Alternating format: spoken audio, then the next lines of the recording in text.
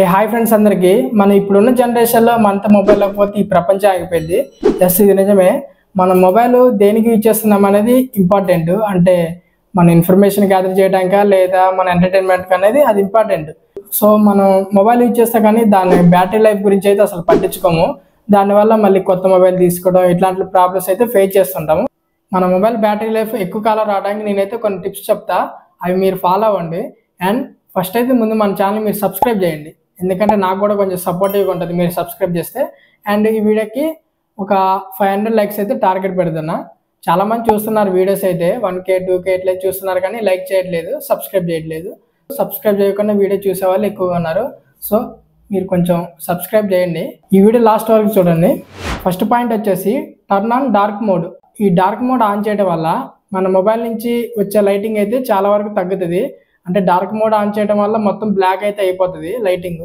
So దీనివల్ల మన battery life అయితే ఎక్కువ కాలం వస్తుంది.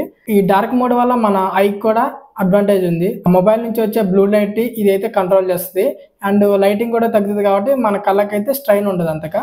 సెకండ్ పాయింట్ వచ్చేసి డిలీట్ అన్యూజ్డ్ యాప్స్. అంటే మనం చాలా యాప్స్ అయితే ఇన్స్టాల్ చేస్తాం కానీ వాటిని ఓపెన్ చేయము. అండ్ మనకు అనవసరమైనవి కూడా మన మొబైల్లో ఉంటాయి. సో వాటిని మీరు డిలీట్ చేయండి, అంటే అన్ఇన్స్టాల్ చేయండి.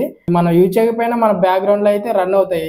దానివల్ల మన బ్యాటరీ కన్జంప్షన్ కూడా ఎక్కువ ఉంటుంది. సో ఆ యాప్స్ అయితే అన్ఇన్స్టాల్ చేయండి. థర్డ్ పాయింట్ వచ్చేసి పవర్ సేవింగ్ మోడ్. ఇది మన ఛార్జింగ్ 50% కంటే తక్కువ ఉన్నప్పుడు ఇది ఆన్ చేస్తే మన మొబైల్ పర్ఫార్మెన్స్ అనేది చాలా వరకు తగ్గిపోతుంది. నోటిఫికేషన్స్ రావడం అండ్ మనం స్క్రోల్ చేసేటప్పుడు రిఫ్రెష్ రేట్ తగ్గిపోవడం ఇట్లాంటివి అనేది జరిగి మన మొబైల్ బ్యాటరీ అనేది ఎక్కువసేపు రావడానికి ఛాన్స్ ఉంటుంది. ఫోర్త్ పాయింట్ వచ్చేసి మనం మొబైల్ డేటా యూజ్ చేయనప్పుడు కూడా మొబైల్ డేటా ఆన్ చేసి ఉంచుతాం. అండ్ హాట్స్పాట్, వైఫై అండ్ ఇట్లాంటివి అయితే ఆన్ చేసి ఉంచుతాం. కీబోర్డ్ సౌండ్స్, వైబ్రేషన్ వీటి వల్ల కూడా మన బ్యాటరీ అయితే కన్జంప్షన్ ఎక్కువగా ఉంటుంది.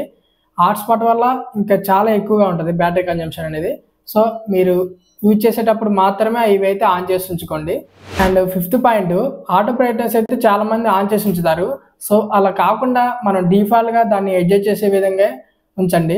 ఈ ఆటో బ్రైట్నెస్ వల్ల మొబైల్ లైటింగ్ పెరగడం తగ్గడం వల్ల బ్యాటరీ అనేది కన్జంప్షన్ ఎక్కువగా ఉంటుంది. సో మనం మన లైటింగ్ తగ్గట్టు మనమే అడ్జస్ట్ చేసుకునే విధంగా చూసుకోండి.